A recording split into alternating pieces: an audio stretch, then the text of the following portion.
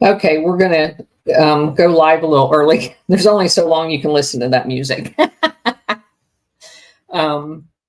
But I did want to let everybody know that we're back to streaming on Rumble as well. I did have enough time to get that all set up as well, since I had already used it earlier today. Just trying to balance everything. So if you prefer watching on Rumble, we're over there as well. I will not be monitoring the chat because I got 3 things open and I'm efficient with one. So I'm way over my max here. I can try to go back and forth. Okay. It's fine. Are you okay? Yeah. Are you off work? Yeah. Oh, awesome. It's raining. Their nuts are wet. So, nuts are wet. If you want, since she's off of work, did you want her to co-host and I can keep an eye on the thing down there, in the purple pill and stuff like that? No. Well, she's going to be on Rumble. Yeah. Yeah, I'm gonna head over. I'll stay here, but I'll watch Rumble. So if you don't mind, yeah, because that'd be super. She has admin authority over on Rumble, so she can keep the pox out. Yeah. I could give her too much authority. I thought you were meaning the purple pill on here, or just have 2 right now. Oh. So not for nothing, I have my very own troll. I'm so excited. What? I do. I have my very own troll. I made a post about Bill Gates, and I had some shite from North Wales comment. With the left can't meme, so and he's calling me cousin shit and the whole thing, and I'm like, I have my own troll. I'm so excited. And you had a troll on Bill Gates? Yeah, I made a post here. And for some reason, some jackass from North Wales decided to chime in. Yeah, he must like vaccinating and killing Africans. Yeah, that was the Ethiopia post where he's down there and he's meddling with the food sources. Go figure. But I was so excited. I got my very own troll. A fascist that likes eugenics. Yeah. Yeah, and it's true. The left can't meme. Definitely true. Definitely true. You have to actually have a sense of humor in order to be able to meme. I think that there should be a warning. Do a meme that says warning. Progressive liberals. Being a progressive liberal, Gates lever is. How like they used to do those things about this is your brain. This is your brain on drugs. There should be something like that because he probably doesn't have any brain cells left. There should be a warning about brain cell killage by being a progressive. Yeah, because Stellar, that was way too many words. It was. I just know what I want to say. I know. I'm just using it. It's dangerous for your brain. Yes, and that's a good. Yeah, that would definitely. Oh, do you remember the commercial? This is your brain. This is your brain. That's what she said. Yeah, she was saying do that kind of a post. Too many words, Stellar. Yeah, you lost Cousin Ed. I get problems with words all the time. Cousin always has to block me out. Yeah, what's my favorite saying? Use your words. Just say no. How's that? Just say no. That's a good one. All right. So let's get started. I'll head over to Rumble. All right. I'll still listen here and mute over there. But okay. Sounds good. All right. So we're heading into Phoenix, but not before we get a little bit more dysfunction out of the way. But I'm going to fly through this part. There's a guy in the CIA that's part of Phoenix and that Doug Valentine talks to, and his name is Nelson Brickham, Brickham. And so he interviews him quite extensively for this book. And what we're going to cover first is basically from this interview. I'm going to give you a couple of quotes. He said during the interview, I've been called an organizational genius. That's not true. I'm just well read. Another quote, I feel that I, as well as a number of other people, never got the recognition for some of the things we did. Yeah, he's talking about actually killing people. So another quote, the events we've seen in recent years are a reaction to the psychic trauma of the country following Vietnam, a reaction which, on a far more modest scale, is similar in character. And here's where it gets dangerous, to the frustration and bitterness of something compared to the level of how the Germans felt after World War I. So he also says, well, let me go a little bit about who he is, because it puts him into context. So he joined the CIA in the immediate aftermath of the creation of it in 1949. He's a Yale graduate, of course, and he graduated magna cum laude with a degree in international politics, so he fits perfectly. He worked on the Czechoslovakian desk, and of course, we know that we demolished the Czechoslovakia as a country. And he also was part of the Korean War and worked, quote unquote, special intelligence branch. And he also worked in an area of the CIA called current intelligence. He kind of focused at this point on the Soviet Union. He was involved in an organization, a project called Caesar Project, which had to do with looking at potential Soviet leaders after Stalin's death. And as a result of him participating in Caesar Project, he was invited to basically work with MI6 over in London as like a CIA liaison. He traveled as a result of that all over the world. And in 1955, he transferred to an area that focused specifically on Soviet Russia inside of the CIA and their clandestine operations. In 1958, Brickham was appointed the Operations Research Branch, and he planned covert activity inside the Soviet Union.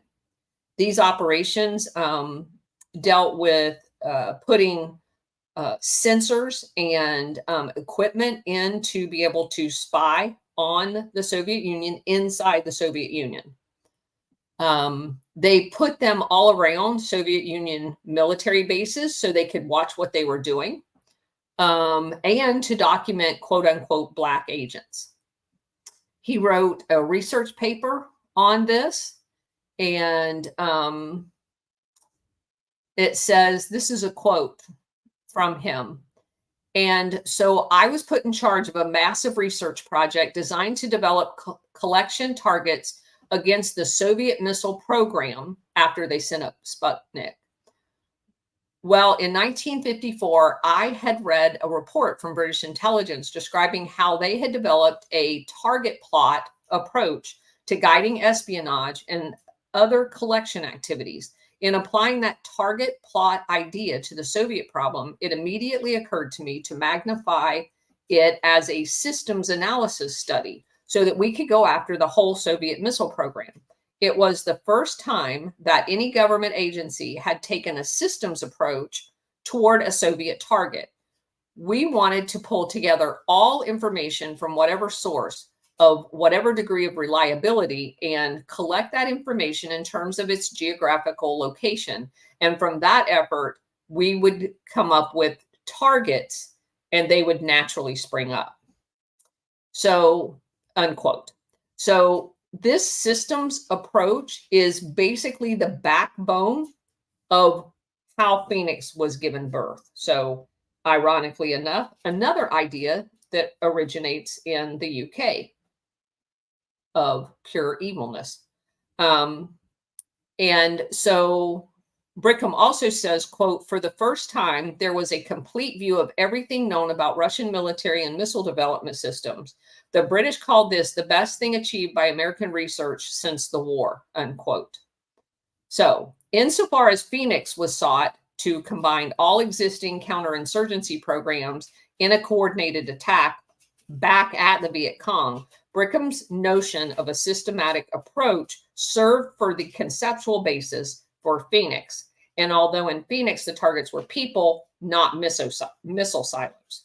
And see, in order to understand this, I hope you guys can appreciate why I had to take you through how dysfunctional everything was in the boring parts of the ones, not they're boring, I mean, they're informational, but not talking necessarily about Phoenix. You have to understand just how screwed up our military / CIA / UAID, everybody, and the Vietnam, you know, because they were actually involved in much of that, how all dysfunctional that was, in order to be able to appreciate the desperateness of someone who arrives in country in Vietnam with this quote unquote scientific approach to glom onto, regardless of how gross it actually was. They were desperate for anything that may have a chance of working to defeat the Viet Cong, because they had already suffered the defeat of Korea, where it was fought to a standstill. And this is kind of the egg on your face, and everything is not working and everything is totally dysfunctional. So you have to put that in context to understand where we're going with this. Brigham, on his way to Vietnam, was originally assigned to Iran in Tehran, and he managed in 1960 their intel and counterintelligence operations against the Soviets. Now, keep in mind, we had couped the Iran and got rid of Mossadegh and installed the Shah back, right? So he's going in there. He would have served there with Schwarzkopf's dad, who was at this time setting up the Savak, their national police. So this guy would have worked with him there. In 1964, he was sent to manage the Chinese-Soviet relations branch, and at the heart of that organization was creating false flag events in order to piss the Chinese off against the Soviet and vice versa. So that was kind of what he did there, was create false flags to turn those two against each other, China and Russia. And it says the CIA case officers, at Brickham's instruction, used the unsuspecting Chinese agents to create mischief against the Russians and vice versa. So then he gets to Saigon in 1965, and he's just full of vim and vinegar. He's got all of these ideas. He's done all of this clandestine covert work, and he's anxious to get to work and fix all of the woes of Vietnam. So his boss there is a guy by the name of Tucker Googleman. It's Gougleman. The station chief at the time is Gordon Jorgensen, Jorgenson.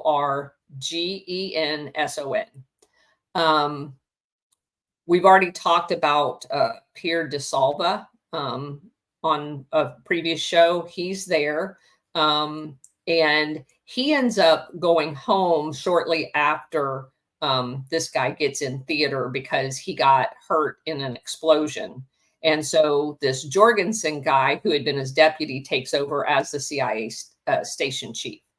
So there's another guy that by the name of John Hart, and he ends up taking over shortly. So the De Silva guy doesn't last very long. So John Hart comes in January of 1966 and takes over as station chief, and he's a piece of work. So this Brickham guy describes him as a guy with a strong criminal tendency, but too coward to actually be a criminal. So they go in the CIA and act like a criminal there with the protection of the US government. And that's the category that he puts John Hart in. He is basically not just criminally insane, but criminal as in, you know, whatever you want to do. So he also is described him as an egomaniac, and says he was he's like over 6 feet tall. So he was very boisterous and domineering. And he spoke fluent French with kind of a British accent, for whatever that's worth. And he would use the French as an arrogant thing, because a lot of the Vietnamese spoke French because, of course, they'd been occupied by France for so long. And he basically used it to exclude people in the CIA that he didn't like in conversations with the Vietnamese counterparts. So he was very, very arrogant. And this guy, Brickham, was one of his escort officers when he first came in. So he kind of got to know him on a more casual side. So normally when a station chief comes in, especially in an active war theater, they're going to tour the area and they will have 1 or 2 escort officers assigned to them. And so Brickham got to be accompany him and was with him for like all day long, every day for like the first month he was in theater. And there was some, one of the things about the CIA that I've come to appreciate is when they go into a new job, a lot of them have worked together in other areas, in other countries.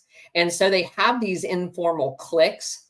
And one of the guys that was there that had worked for him previously was a guy by the name of John Sherwood.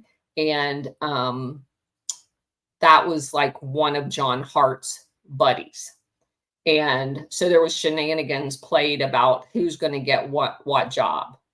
Brickham is quoted as saying, "There's a great division in the foreign service world between people who get out on the economy and try to eat native and find out what's going on versus the people that stay on the American colony. And the people that stay on the American kind of reservation is called golden ghetto people. And they're more afraid to mix with the locals."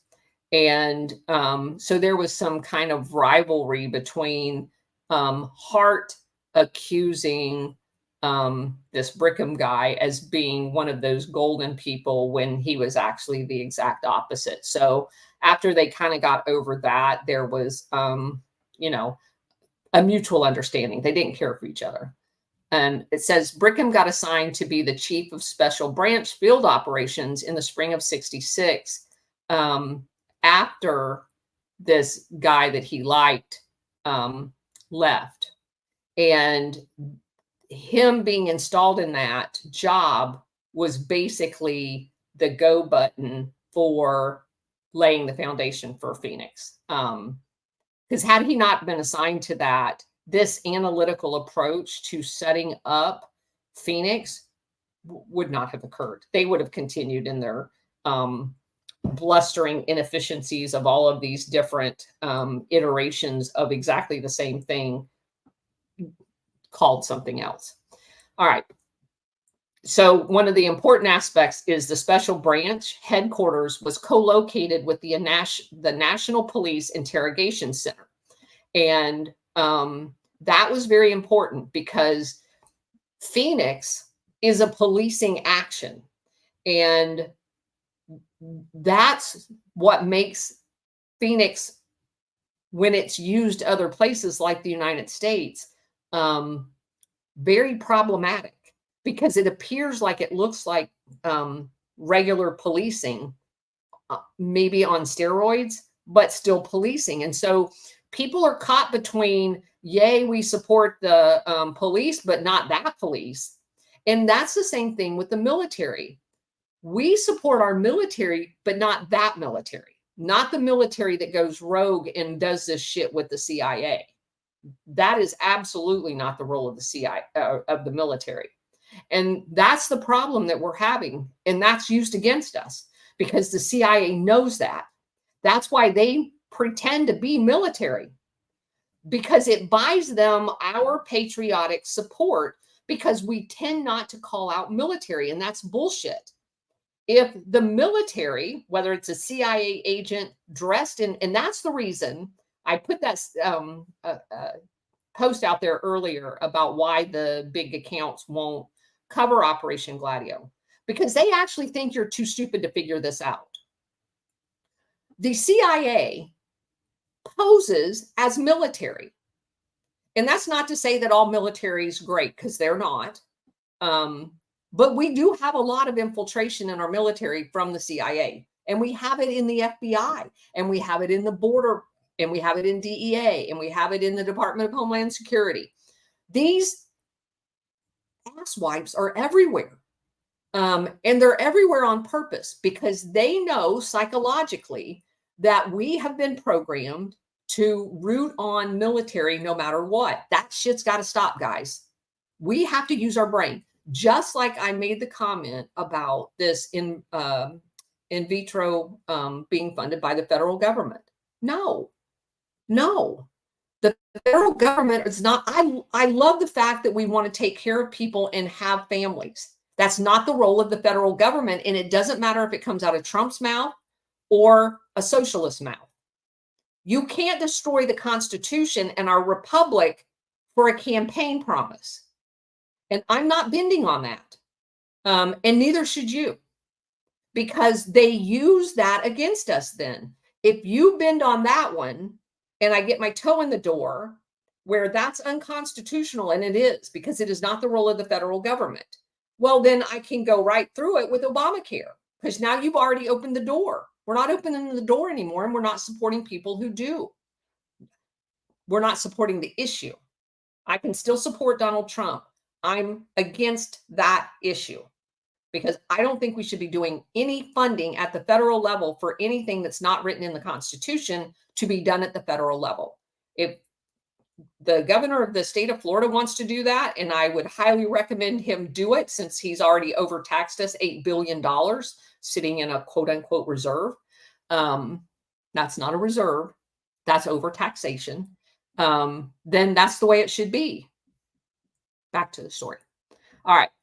So, and this is a foot stomper. Brickham himself in this interview compares the special branch activity that will house Phoenix with the intelligence division of a major city police force, because that's what they have done with the Phoenix program. They have brought that back with an intelligence function of local big city police departments, and they have basically created a Phoenix program inside the United States. At the time this is going on, William Colby was the chief of the CIA's Far East Division, so all of this stuff fell under him. And this special branch setup became very important and was used in future operations, especially when he became the director. It says Brickham's job, as Brickham defined it, quote, was to bring sharpness and focus to the CIA field operations. He basically divided it up, and he had like 3 guys working different areas. One is like the Hamlet Informant Program, which would be like your local NARC program in the big city police departments. They had basically an interrogation center. And they also had, what's the best way to describe that? Like liaisons with other policing organizations in the local environment, kind of to circle information back to him. It says the special branch advisor should limit himself to his primary duties, which were training Vietnamese special branch case officers to penetrate the Viet Cong, giving them cash for information, and basically building the interrogation centers that all of these new informants were going to come. Like, we haven't built enough bullshit over there already for 4 generations over the last 5 years of their disorganization. So we're going to build one more. Your tax dollars at work.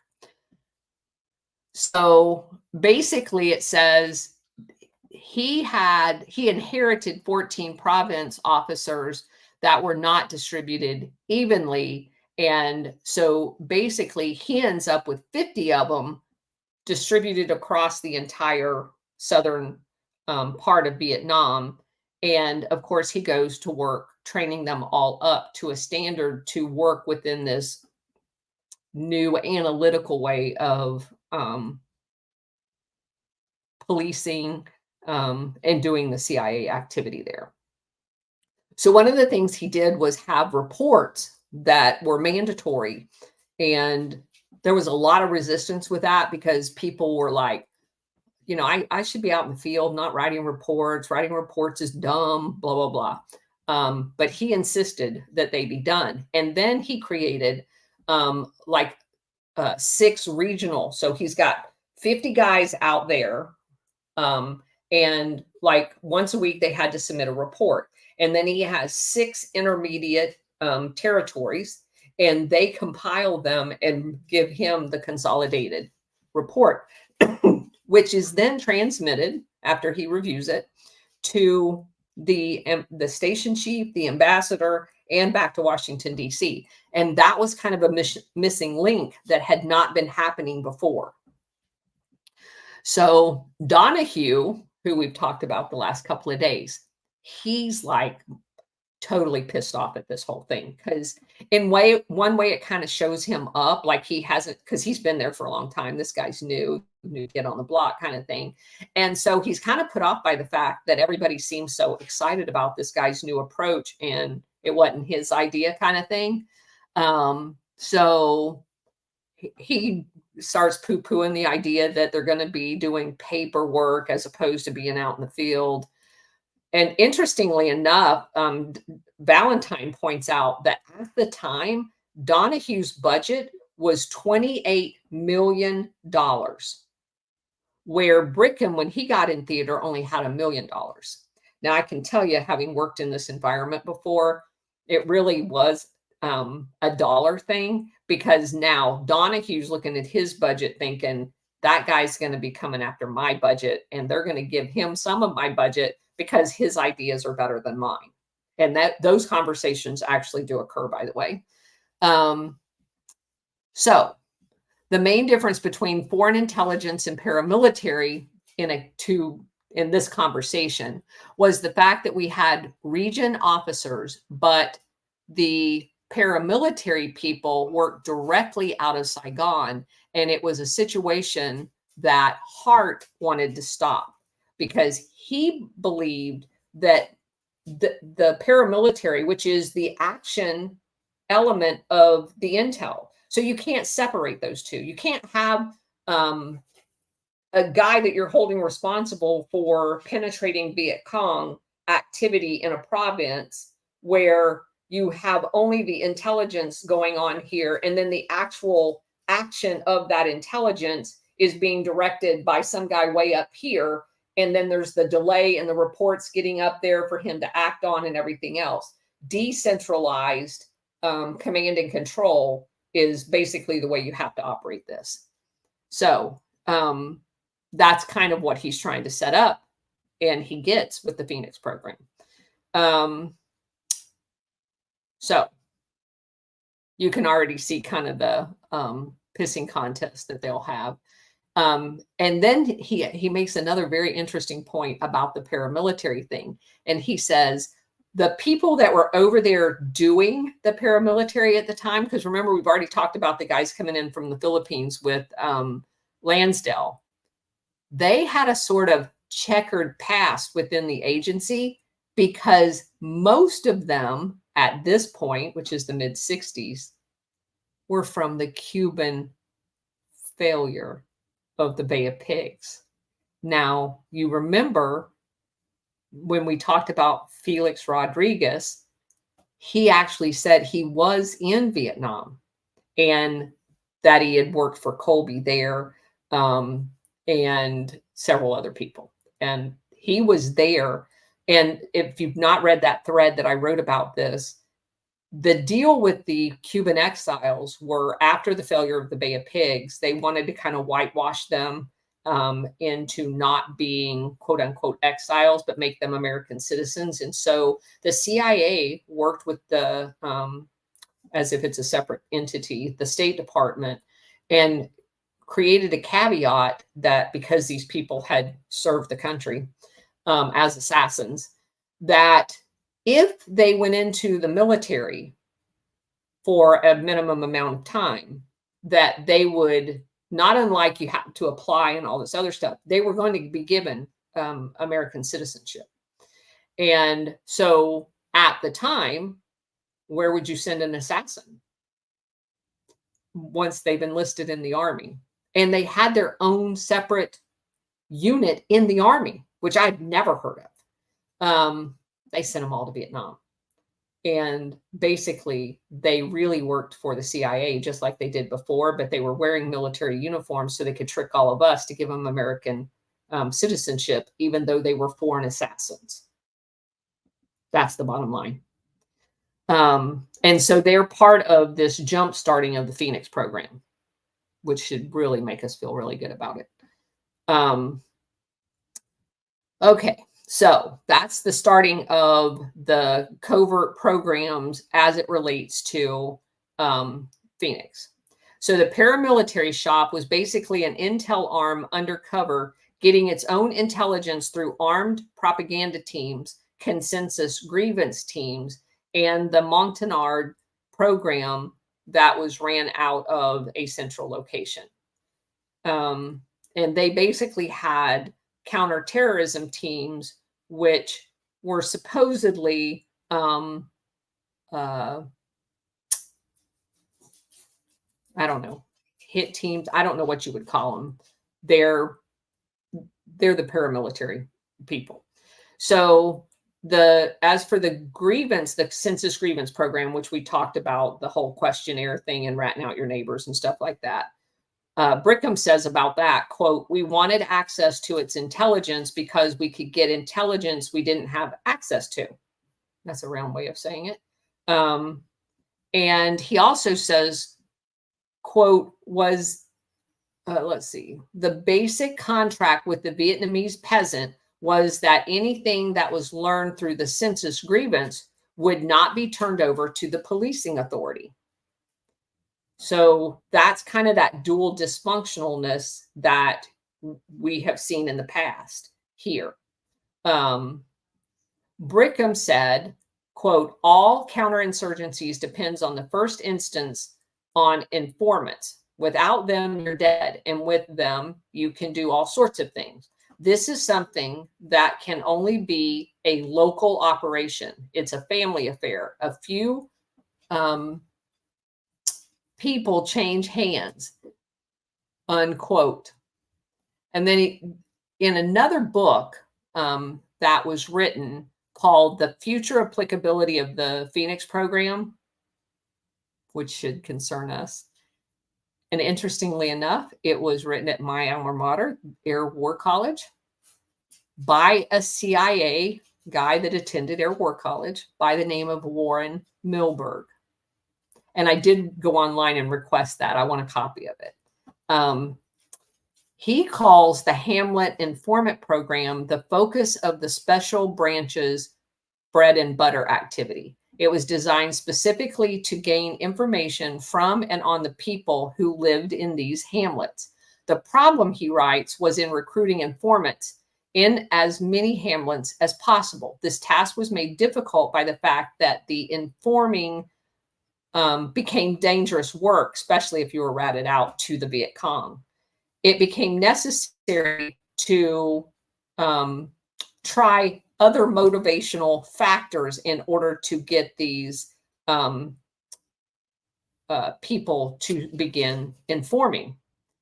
Now, I'm going to save you some of the details, but I will tell you that basically what they did was like what we've talked about a little bit before. They dressed up as the Viet Cong. They committed atrocities. And those atrocities, with the villages believing that they had been done by the Viet Cong, was then used by the CIA to try to turn these people against the Viet Cong. And that's where they began getting informants. So, on a fact-finding mission in 1965, Ohio Senator Stephen Young charged that the CIA hired mercenaries to disguise themselves as Viet Cong and discredit communists by committing atrocities. It was alleged to me that several of them executed 2 village leaders and raped some women, according to the Herald Tribune, who had a quote from Young about his visit. Indeed, these teams did disguise as enemy, killing and otherwise abusing nationalist Vietnamese, not communist, and use that as part of the psychological warfare. It reinforced negative stereotypes about the Viet Cong while at the same time supplied recruits for their informant program. In his autobiography, Soldier, Anthony Herbert, Herbert, tells how he reported for duty with the Special Operations Group in Saigon in November 65 and was asked to join a top secret PSYOPs war program. Quote, what they wanted me to do was to take charge of execution teams that wiped out entire families and tried to make it look as though the Viet Cong themselves had done the killing. The rationale was that other Vietnamese would see the Viet Cong had killed another Viet Cong and would be frightened away from becoming a Viet Cong. Of course, the villagers would then be inclined to be some type of informant and potentially allegiance to our side, unquote. He also went on to say that there were Vietnamese people in the villages who were being paid to point fingers at other people that these guys thought were that way, but they didn't have any proof. So they would pay somebody to go on record in order to get that guy. And you keep in mind that a lot of that had to do, after the fact, we found out, with long-term like business rivals and stuff like that, where they were like just taking out their competition. That sounds familiar too. So anyway,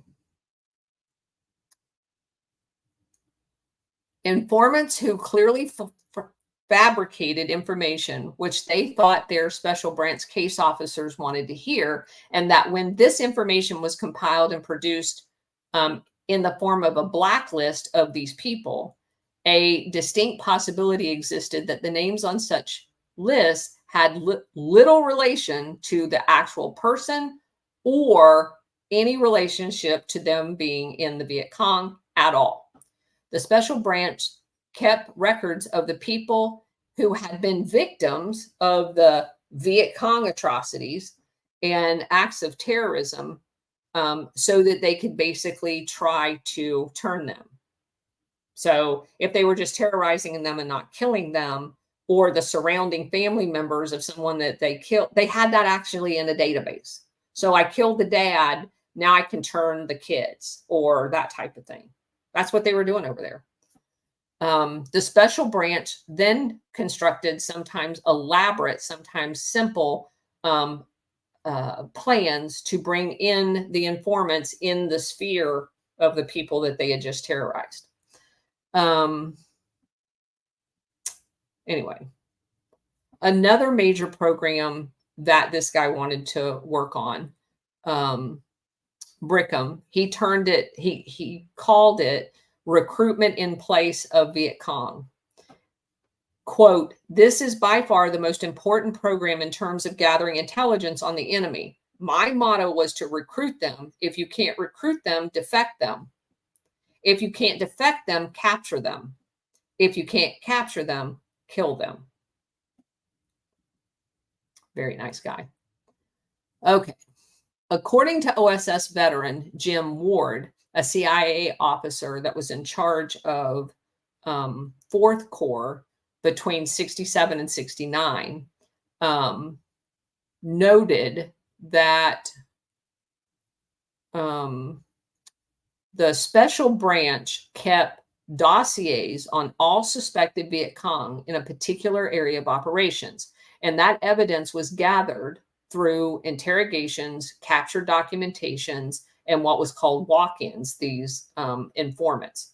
When the accumulated evidence indicated that there was someone that looked to be high-ranking Viet Cong, that person was targeted for recruitment like a double agent.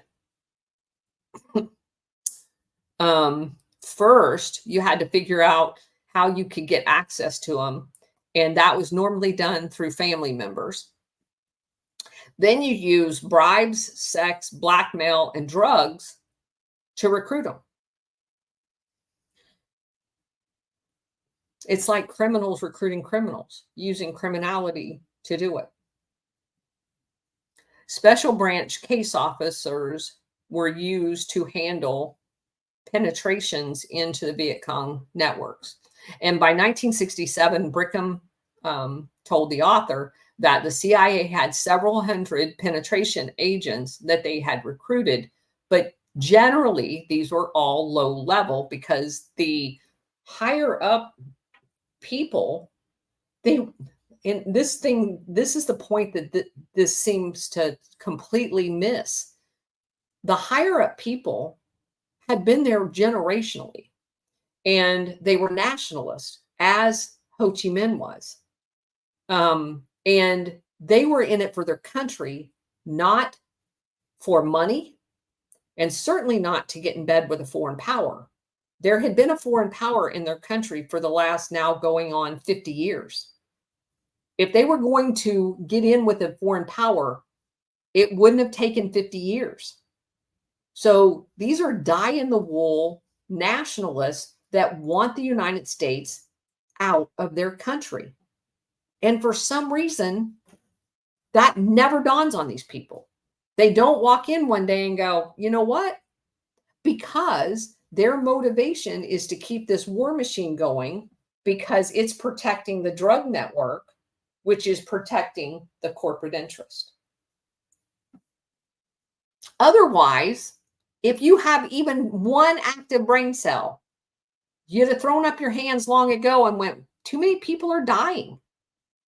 Too many Americans are dying, and this is a waste of time. They weren't allowed to say that. So the CIA Special Operations Unit were for unilateral penetrations and was largely the work of a guy by the name of Sam Drakulich, Drakulich.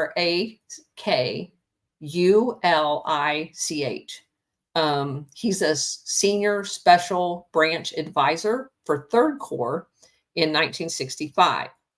He had a lot of good ideas, but everybody around him described him as flaky. But I think anybody that does any of this stuff, quite frankly, is flaky. So he was just a little bit more flaky than normal. He was petrified of being in Vietnam. So he wouldn't live in the province that he was assigned to work in under Hamrick's or Brickham's hierarchy. And so at the end of every day, he drove back into Saigon and slept there in a hotel because he did not trust anybody anywhere. He was like totally paranoid about everything.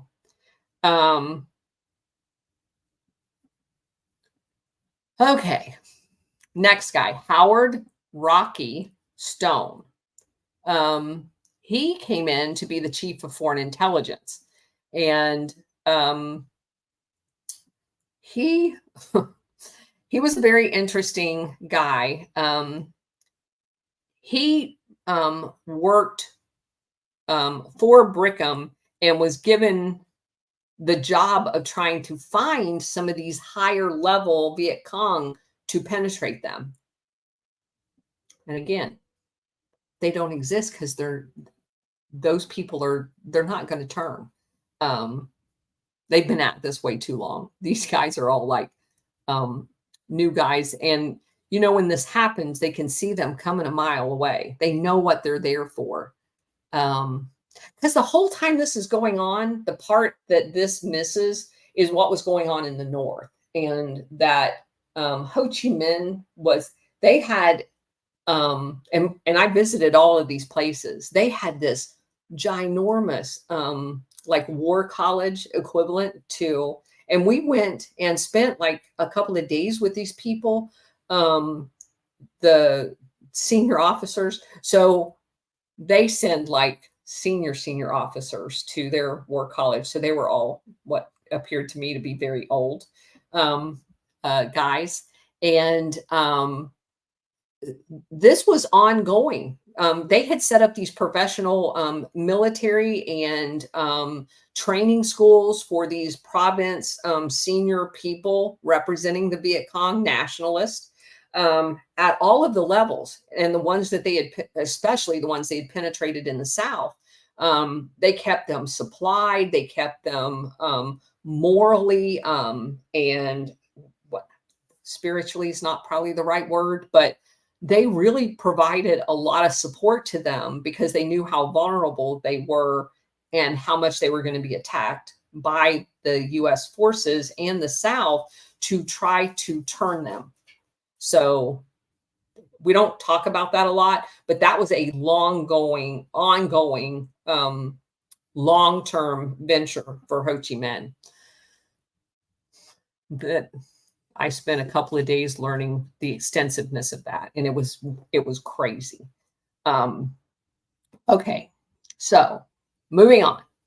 So Rocky sets up his special unit and took over basically what that Dracolich guy was supposed to be doing. And then what he noticed is while he was trying to identify these higher up people, that they would either move jurisdictions and they didn't have kind of a cohesive way of tracking them, but they basically would disappear on him. And so they were very frustrated with how all of this was working. Let's see. All right, so moving on. In the summer of 1966, steps finally began being taken in Washington and Saigon to end the debate over who was going to be doing what to whom militarily versus CIA. So there was one camp in Vietnam that believed all of this, because of the dual chains of command and all that other stuff that was not working, all of this needed to be put under the military and then have basically the functions of CIA support on the intel side within the military apparatus. Now, obviously, the CIA doesn't want that because they're not going to be able to convince the military to do all the evil stuff that they want to do to the people because they're not allowed. So there's a big battle that goes back and forth. And at the time, Westmoreland was still there. And it says the military was providing about 90% of the actual logistical support to everything. So the CIA couldn't like go around them because they needed them, like airplane rides, helicopter rides, all of the logistical support of being in. If they needed something built, it was the Marines and some contract people that were doing all of this stuff over and over again. So the civilian agencies were basically, like I said, afraid that if and when it came time for the military to throw the flag up or win and leave, that then they would be left holding the bag because they would not have had the opportunity to kind of worm their way into all of the nationalistic functions of the current government, because they would have to only have the face of the military. It's basically just a turf war. That's the easy way of saying it. In 1965, Ambassador Henry Cabot Lodge, who we've talked about quite a bit, totally corrupt, had handed the problem to Ed Lansdale, whom he appointed as his senior liaison to the Ministry of Revolutionary Development. But Lansdale didn't want it. By 66, the problem was back in Washington, where it was determined that the pacification was failing. And as a result of the combination of poor management and the resistance of the Viet Cong, the nationalistic tendency. So as a way of resolving this, President Johnson summoned his war managers to a conference in Virginia. So in January of 66, they had a meeting, and they decided that there needed to be a single pacification manager, and through that person, all things would flow. So there was going to be a special assistant for counterinsurgencies and special activities. It was General William Pierce who suggested that the MAC commander be put in charge with a civilian deputy. So it kind of was like a dual hat, have one of the civilian NGO kind of people here, and then the commander up top. Although the civilians continued to object, Johnson wanted quick results, the kind the military could provide, and therefore he named National Security Council member Robert Comer, Komer, his special assistant for pacification. Comer was an advocate of military control, and the master plan was to unite all of the agencies involved in pacification under his personal management and direct them against the Viet Cong. Saigon Embassy commissioned a study. And this just cracks me up, because this isn't the first study they commissioned, and it won't be the last. You're in the middle of a war and you're doing a study? Okay. Everybody's got to get their paycheck. It begun in July 1966 under a mission coordinator by the name of George Jacobson. And it was called Roles and Mission Study. It made 81 recommendations, 66 of which were accepted by everyone, but then it kind of got down to brass tacks. Brickham said, "We did claim in Roles and Mission that the police should have a major civilian role and be the spearhead of the effort, because it was the police over the long haul, in the terms of a victory, that would have to own the program once they pulled out.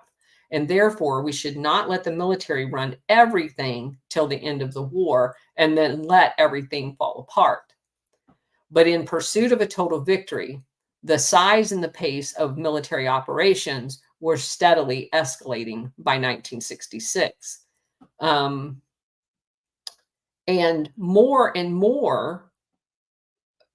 to the exclusion of the civilian agencies. So the military was more concerned about gathering intel that they could actually take action on, like tactical operational level intel, not whose dad was, potentially this versus that.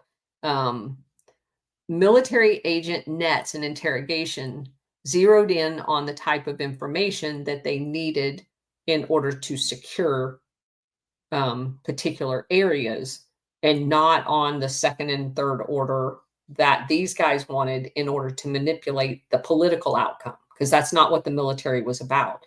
They were there to neutralize the military part of it.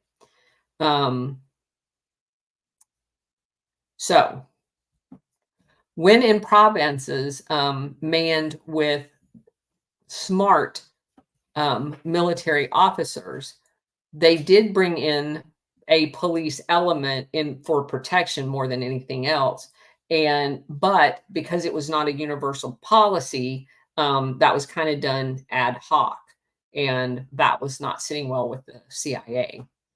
So so-called civilian intelligence operations was quickly perverted and to provide tactical information to the US military. And the problem that you have here, if you're not secure and you're having to look over your shoulder physically to go do this pacification program, you might want to secure the perimeter first and allow the military to secure the area before you worry about crafting police states and all this other shit. But that's kind of the failure of these people in not understanding. You can basically do both, but if you've got to prioritize assets, the physical security of a location is much more important to whether or not you're finding out what political way this guy leans. Is he a nationalist? Is he a communist? Or does he support the stooge that you just installed as a president? So, according to this guy, what was needed was cooperation, but turf battles between the CIA and military was basically obstructing still, even after they've had this powwow with Johnson.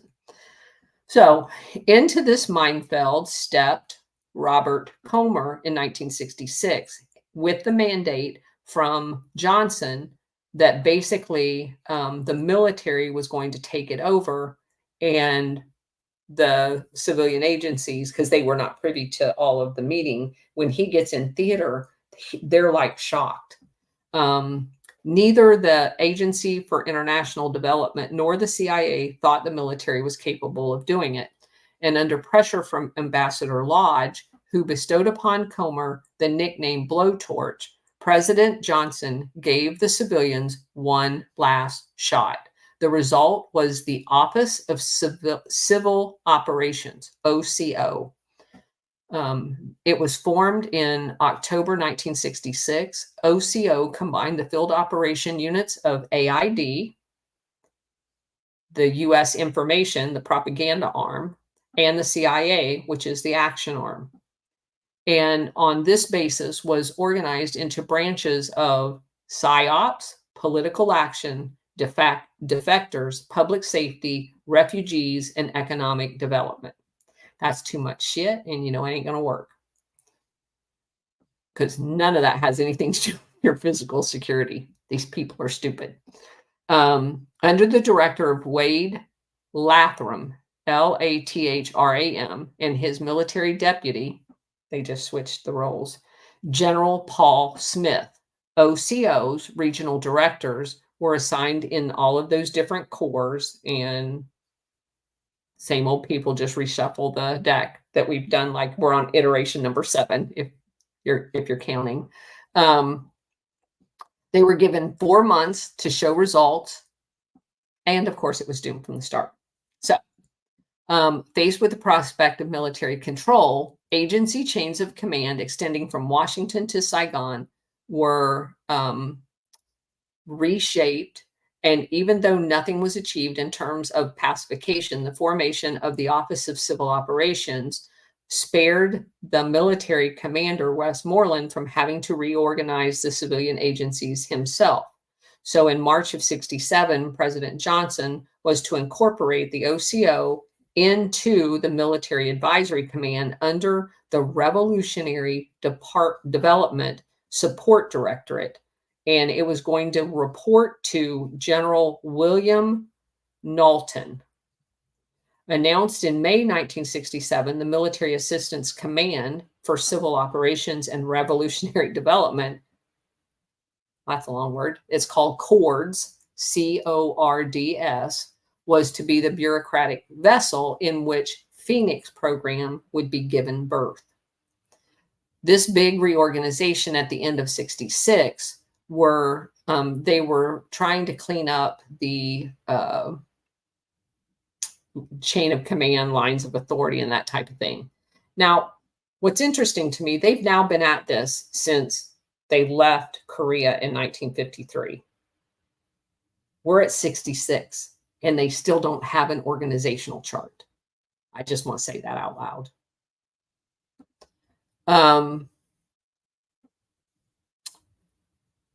So part of that new organization took over the CIA's covert action programs under its operational branch. There was going to be, they set up an embassy annex and moved the CIA out of the embassy itself and put it in the building with USAID, just called AID at the time. And that's very interesting from a perspective of looking at USAID now. When they have been on the battlefield in operations, the CIA has always been integrated with AID. That is not anything new. And so it basically goes and proves that the State Department is in bed with the CIA. There is no wall between those two. So there's a new guy that comes in, and his name is Renz, R-E-N-Z, Hoek Sema, Hoeksema. So he comes in from Washington, D.C., and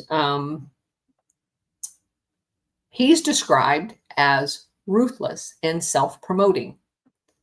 Yay, another one. All right. So they set up these things called ROICs, which are basically the revolutionary acronym for that that office. And these are the regional elements of it. Okay, like regional officer in charge kind of thing. All right. So now we've actually got a pyramid, and it says, you'll never guess what we're doing now. We're building new buildings with bolts in them. And they actually put encrypted communications in these new buildings. And they have a chief and a deputy chief, and they have hierarchical assistants. So it's really looking bureaucratic, not like we're at war at all. And the preventional reconnaissance units were assigned to these different entities. And it says it was one of the options discussed during the reorganization. And basically, it was going to be an integration of the counterterrorist and intel into an actionable paramilitary combined unit. Brickham says that he didn't want them, mainly because I didn't think we could manage them properly. My foreign intel guys were in no way, in terms of experience, able to control them. Consequently, as of November 1966, the recycled counter-terrorists were called preventional reconnaissance units, and therefore managed by the CIA officer out of these cord units, but still not in a coordinated way. The U.S. military went to Vietnam to fight a conventional war. However, by late 1966, it was clear that the gains on the battlefield were very transitory, because they were not fighting a conventional war, nor a conventional enemy. And they never properly identified the enemy, because the CIA kept telling them falsely that we were fighting communists. We were never fighting communists in Vietnam, ever. We were fighting nationalists, fighting for the survival of their country. Those are two very different, if you want to call one of them even an enemy.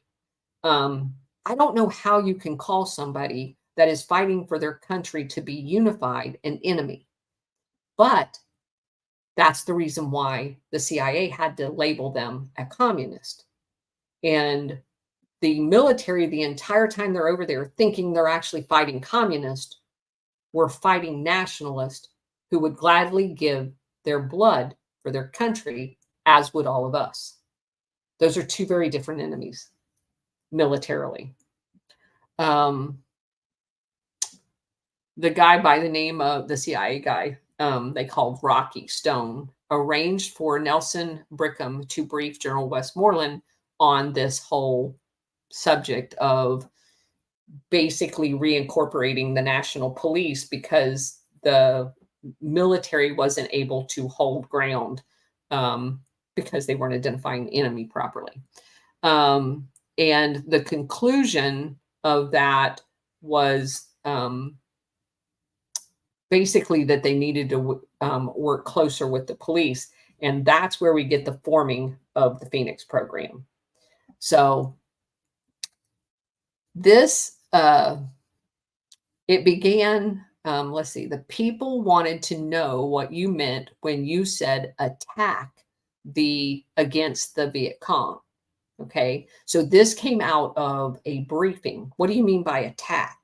The Viet Cong. Are you going to go in and like militarily attack them? Are you going to do what you've been doing and trying to turn them? So the attack was circulated among the military and the CIA staff.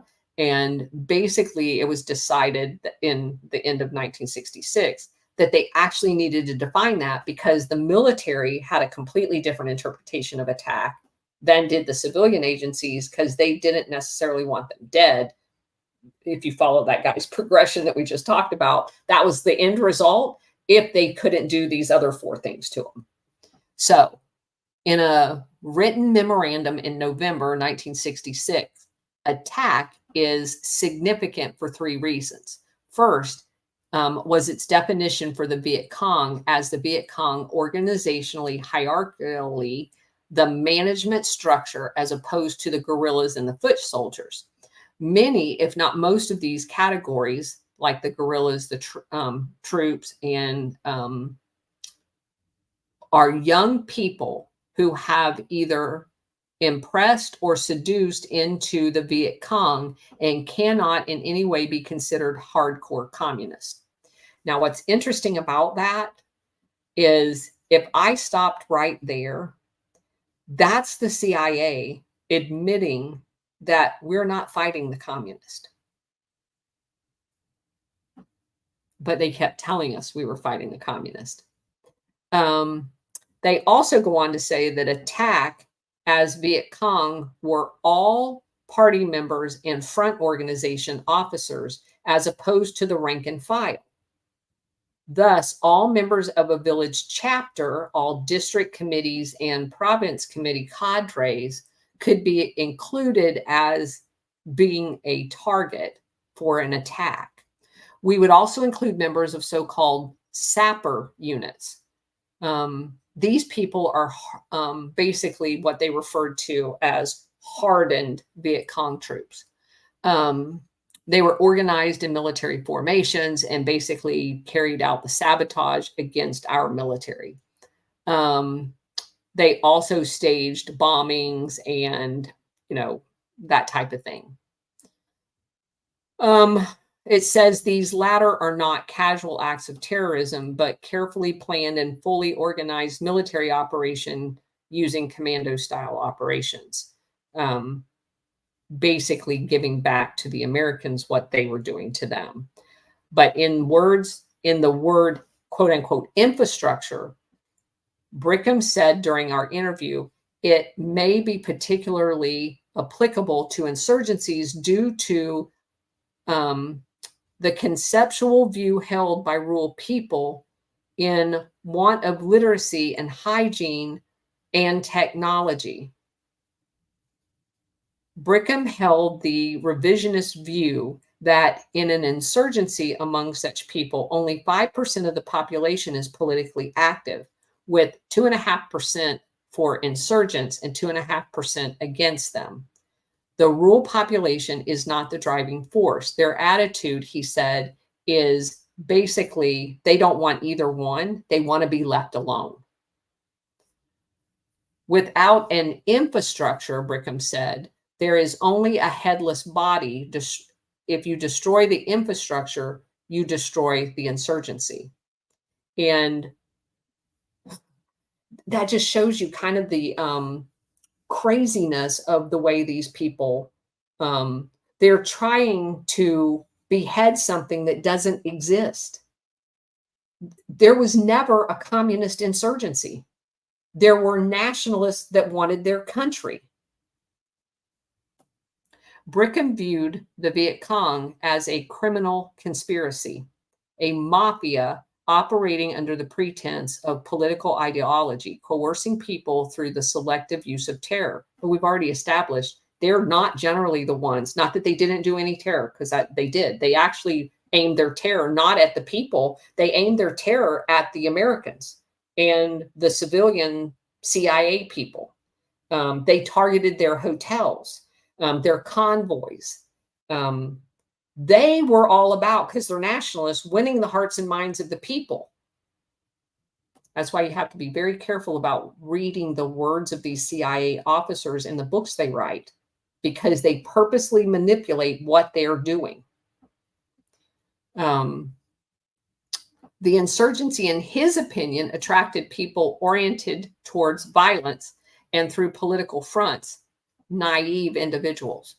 The presence of such marginal characters, he contends, made the attack on the Viet Cong a difficult task. Also, attack is significant in that it defines the attack against the Viet Cong in terms of the special branch mission, their informants, interrogations, in other words, justifying why they're there. The action tools in the attack on the Viet Cong were primarily ambushes by police and regional forces, and also their special forces elements. The going in and kind of hunting and pecking around to try to find somebody on their list that they had gotten from their informants that they paid. Even though William Colby later testified to Congress that Phoenix was a South Vietnamese police program, Brickham, in his writing about the attack definition, states, quote, a final and not insignificant tool are direct military operations, not police. For example, 175 millimeter artillery fire was directed on the reported site of a combined conference of Viet Cong representatives, unquote. On the basis of an after-action report, Brickham writes, quote, we are confident that the damage to the infrastructure in terms of key personnel killed is significant, unquote. The attack plan also mentioned a special task force organized to launch a combined intelligence, police, and military assault against special zone headquarters and base camps. This is the third significant point raised by the attack plan. The Vietnamese people that helped author this called it the CONTAC, CONGTAC 4. It was the operational model for Phoenix. General McChristian, MC Christian, writes that CONTAC 4 evolved as a joint U.S.-Vietnamese combined staff from an intensive intelligence program called Project Coral, CORRAL, which oddly enough, you can't find anything about. It was initiated in 1966. The purpose was to produce intelligence on the identification and location of the Viet Cong operating in a particular area, and the dissemination of this intelligence to user agencies for apprehension and exploitation. Also, another element of it was Operation Fairfax, which was begun the next month in December, using 3 Americans and 3 Southern forces battalions searching out and destroying Viet Cong main force units, guerrillas, and infrastructure in the same area. Operation Fairfax and the combined intelligence staff were the primary elements identified in this Compact 4 document that, again, serves as the basis for the Phoenix program. They had compiled a blacklist of infrastructure personalities in support of the North as targets. By the time they got through coming up with names, there was over 3,000 names that were going to be considered infrastructure. The systematic identification and location of Viet Cong and the rapid retrieval of a database that they were using, made possible by the Combined Intelligence Center set up in Vietnam with a computer. The foundation for the Combined Intelligence staff was laid on the American side to create, and we already talked about that. They had that set up. So that becomes, again, another tool that's going to be used in Phoenix, kind of like they had to have 9/11 in order to get the Patriot Act so they could have the same kind of database to track us. A guy by the name of Tullius, Tulius, and I'm going to spell his last name, Acampora. Campora is a U.S. military Army counterintelligence officer and was also fought in Korea, was attached to the CIA in 1966, and was used as General Loan's, Loan's advisor. As an officer on General James Van Fleet's staff in Korea, Campora had prior dealings with John Hart, who was the station chief in Korea before he got to Vietnam, had masqueraded as an Army colonel and had interfaced in military operations to the extent that General Van Fleet called him an arrogant SOB. The old grudges were carried forward into Saigon. The assisted Hart Campora side, when we first met in 1986 at Fort Myers, which is a base outside of DC, quote, he called me in and said, "We're dealing with an enigma, a cobra, General Loan," unquote.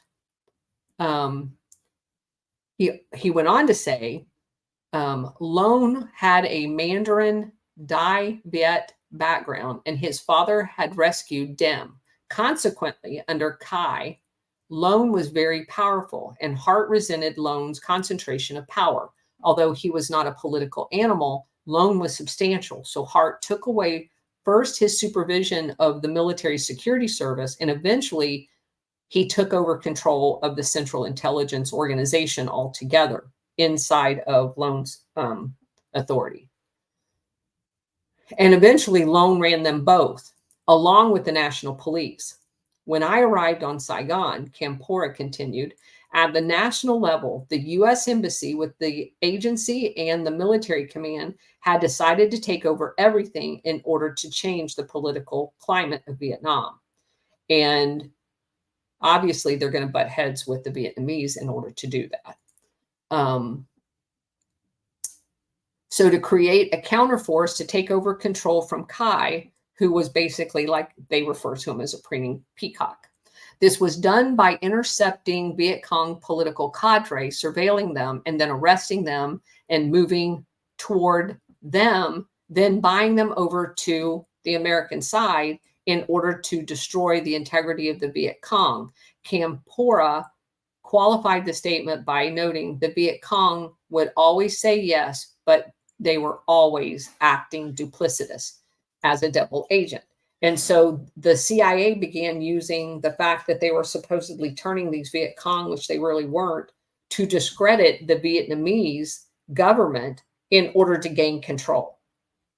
So they're undermining their own long-term benefit. And so what's interesting about this from a 30,000-foot look is the whole reason the civilians in the CIA and AID said they didn't want the military to run it is at some point the civilian government had to do that, while at the same time they're undermining the civilian government, just in case you missed that.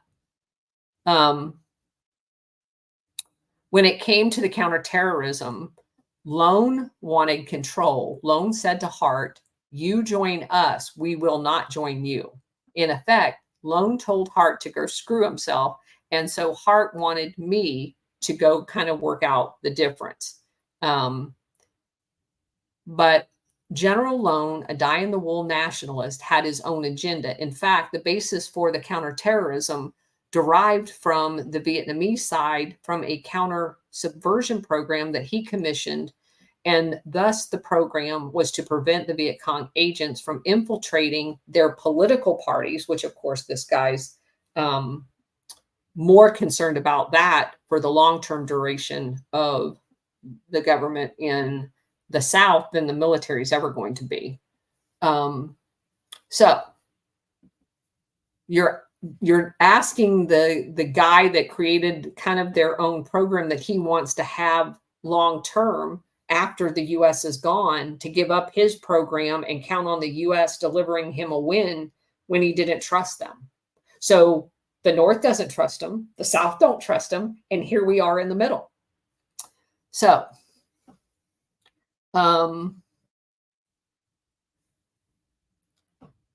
eventually,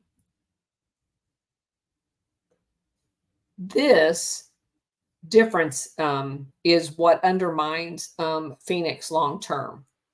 The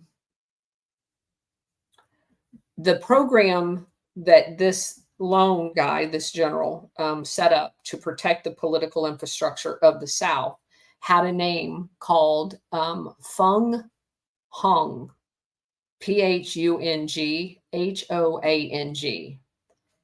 And that at some point, like right now, during this time in 66, running into 67, there's a compromise that's worked out where Phung Hoang and this attack plan that the U.S. Set up merges and gives birth to Phoenix. And of course, we talked about the phoenix being the mythological bird that perpetually rises from its own ashes. As the Americans drew it, the bird held a black list in its claw because that's what they were going to go after. That's what they called their target list that was in this computer, a black list. And so they actually developed like an emblem, the Phoenix program, that had the Phoenix bird with grasped in one of their talons were the black list. In this manifestation, Phoenix, being a predatory bird that selectively snatches its prey, is emblematic of this entire organization. So nowhere is the gap between American and Vietnamese sensitivities more apparent than in their interpretation of Phoenix and the Phung Hoang doctrine, which also represents the struggle between General Low and John Hart for control over the entire program. In this contest, Lone scored first when, for legal reasons, Con Tac 4 was placed under his control. Lone assigned as many as 50 officers to the program from the participating Vietnamese agencies, with Major Hung Mao in charge of operations, assisted by a guy by the name of Dang Van Minh.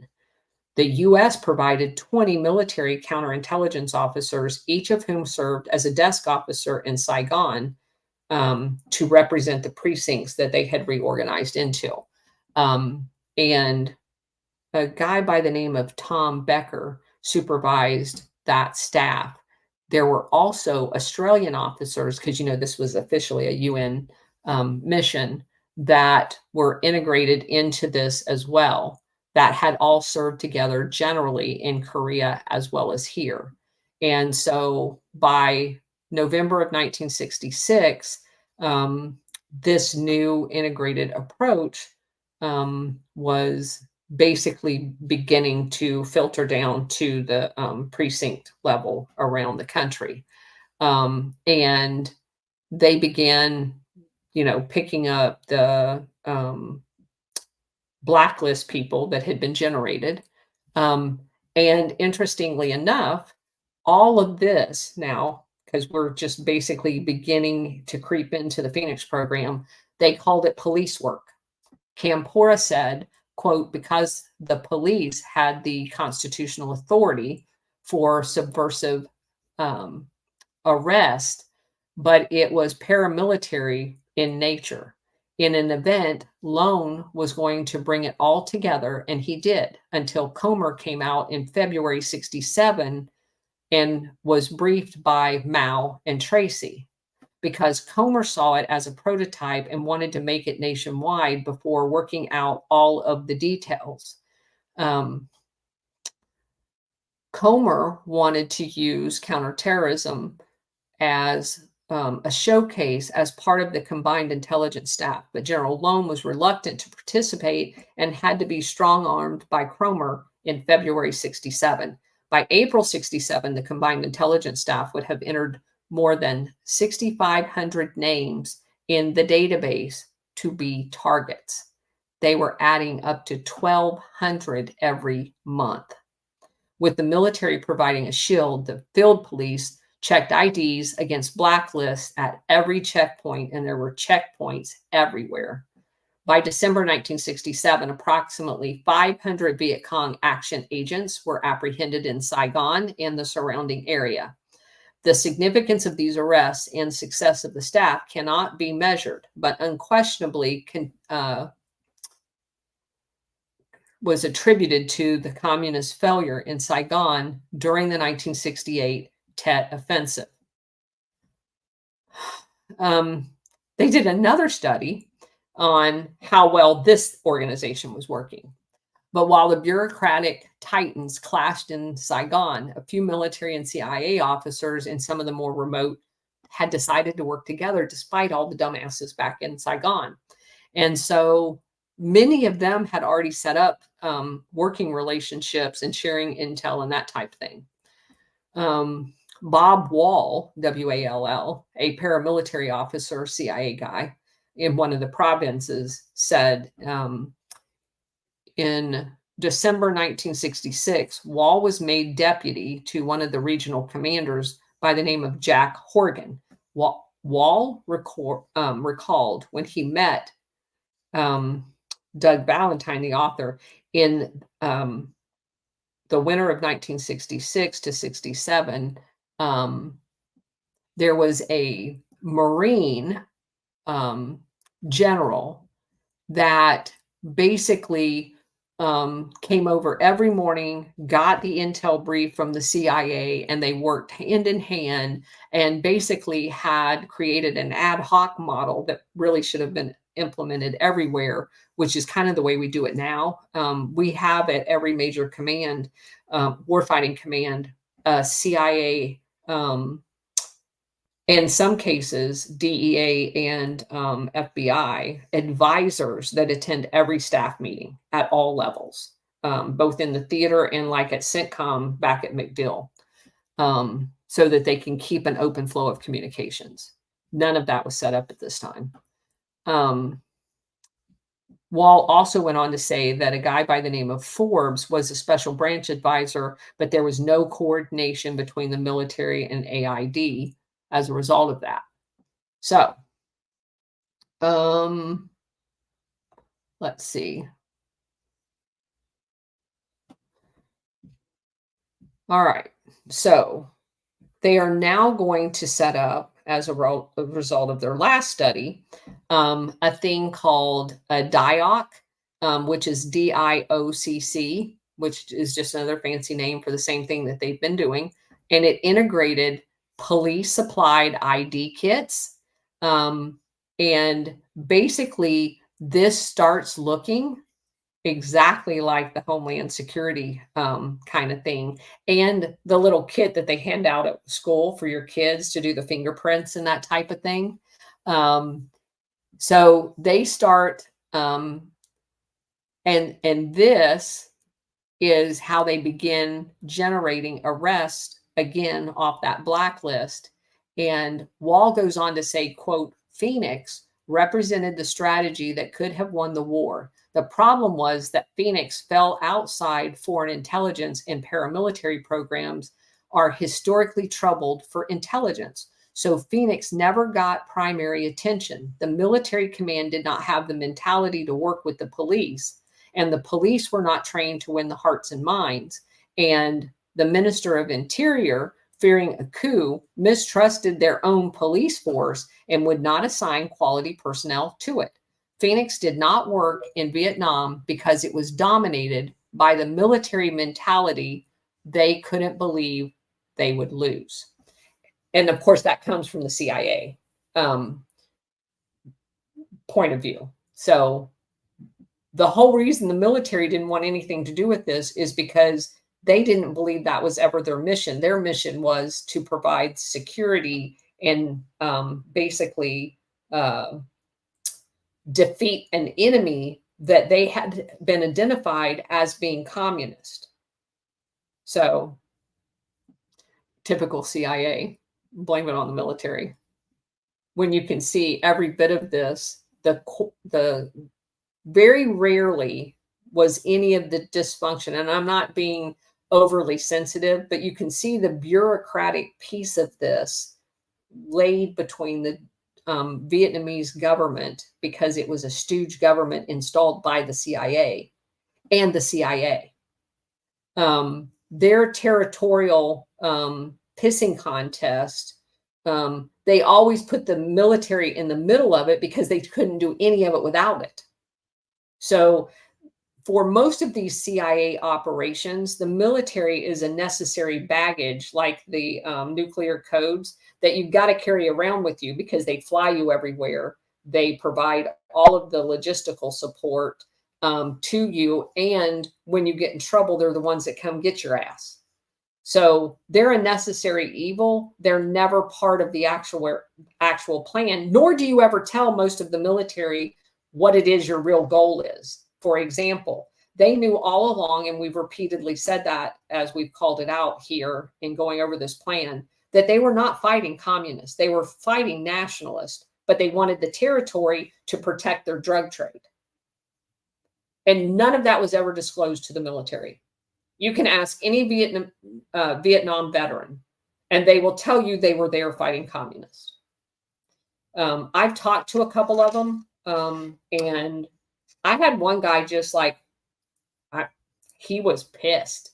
But of course, I had facts that they were never fighting communist. They were always fighting nationalist. And that strategically, even if you want to defeat nationalists, you fight a completely different war. Completely different operational plans, completely different tactics. And it's a much more difficult because they will die. Communist, it's like, I can just move to a different country and implement communism there. It's not the same at all from a motivational standpoint. And that's it for today. We probably have one more day of this, and then I think we could probably wrap it up tomorrow. Okay. What you got, Trump Frog? Hey, what's up, Colonel? What's up, Stellar? What's up, Bridget? How y'all doing? Good. How are you? I'm doing as good as I can be. I just thought you made a really, really brilliant statement, which is kind of a reflection of our country. Communists and nationalists are different, because the nationalists actually have something to fight for and care about, which is their country, where they come from, the pride in their country, where communists are like parasites. who just want to go in where they can to kind of, jump in and sponge off of people. And I kind of missed a lot of what you said, but right there, it was like, it makes complete sense. Because if you use the parallel of our country, these communists don't give a shit about our country. They really don't care. They just care about their feelings, right? So, but people like us who actually care about America, what we stand for, and liberty for everyone, it just kind of touched my heart right there. It's like, okay. I mean, as my pastor would say, facts over feelings. He goes, it's the book of Acts, not the book of feelings. Which is so, good point. I just want to jump in and say, you are awesome. And I appreciate you all. Thank you. And I see Twisted Sister from another mister down there too. Silent Assassin with the long hair. All right. Ron, what you got? Unmute myself there. You were talking about how the CIA inputs people all over the government. Now, were you talking about the government or were you talking about the civilian sector as well? Well, the government is made up of both the military and civilians. True. No, the only reason I'm asking is because I don't want to duplicate anything that you said because I came in when you were talking about it. So I'll just make my point. And if I'm are you talking about corporations? We did make the point about them being in bed with the corporations, but go ahead and make your point. No, that wasn't really the point. So, I read The Secret Team. It's been a while since I read The Secret Team, but I also remember when Prouty was interviewed about that book, and he told a story about how people from the CIA are basically placed in positions all over the place, whether they be judges or lawyers or air traffic control, you name it, janitors, whatever, all over the place, and for the purposes of spying and making sure that things go through, like in the court system. If a court case comes up that is going to be sensitive to CIA operations, then you'll have a court clerk that flags that and then makes sure that a specific judge who's going to be favorable to CIA gets it. If you got somebody who's like air traffic control is running the is on that day, or make sure that he's on a specific day, so that if a flight lands, that he can make sure that FAA doesn't check it or something along those lines. And what they would do is they would put these people in. They would tell that they were responsible for telling the administration of whatever civilian agency it was, or governmental agency, that this person was being paid by the CIA. But in time, like the boss would move on, and then the new boss would come in and not be aware that person was CIA. And so that person would remain in that position for, essentially until retirement. And then they would put somebody new in there. But that would be, that's a way that the CIA would infiltrate these civilian places within the United States and run operations so that they could get things, making it seamless or more seamless for them to be able to go in and out of the United States. So yeah, no, that's absolutely true. And it is, we were just talking last night on Alpha's program about the HR element of these, like back in the 40s and 50s, that they had these quote unquote research libraries that collected paper clips and information on people, and they were housed in places like Chicago and San Francisco and New York City. And they had eventually, after the CIA was formed, CIA people working. And we just did a long thread this morning about the Phelan guy that was the prisoner that was just released from Russia. And he had a job at Kelly Services, which now for the US, having a CIA asset on these ginormous personnel infrastructure services is like gold. And they have them there. And what they do in the cases that I've seen is they will recruit somebody. They will have been a career, they may be 10 years, they may be middle management, but they've got access to some critical authorization as far as the database goes. And it may be the IT person. And they put them on a retainer. And the retainer is a very healthy retainer, like $10,000 a month. Because again, in most of these cases, this is black ops money. It's a bottomless pit for them. It's come out of the drug proceeds, the weapons proceeds, and the human trafficking proceeds. And they will put them on a retainer. And then anytime, you may not get a call from them for a year. And then you may get 5 calls from them. But you get your check every month. Well, and let me touch on something about the soft Phoenix here in the United States. And, you mentioned about 9/11, how they had, that was what they got the Patriot Act. And one of the main core tenets of that was the federalization of the police forces. And that's why you've got all the fusion centers every place. The fusion centers were bringing federal law enforcement together with local, state, and county law enforcement, so that now the federal government can see what's going on in almost every jurisdiction. And the fusion program is the Phoenix program. That's right. And that's exactly why I went through excruciating detail about these reorgs from the mid 1950s on through the 1960s, is them setting up the regional control of the national police. And the fusion centers are critical to that. Well, I got to say what I wanted to say, so I know there's a lot of people who want to talk. So thank you. Sure. Go ahead, Miles. Thanks, Colonel. It's good to hear you again. Guys, if you're not following Ron, you need to follow Ron. Great information, great show. So my question to you, Colonel, I'm always trying to figure out this switch with when this guy was loved and now he's hated. And I was like trying to figure out, why were they so afraid of an outsider getting into that position?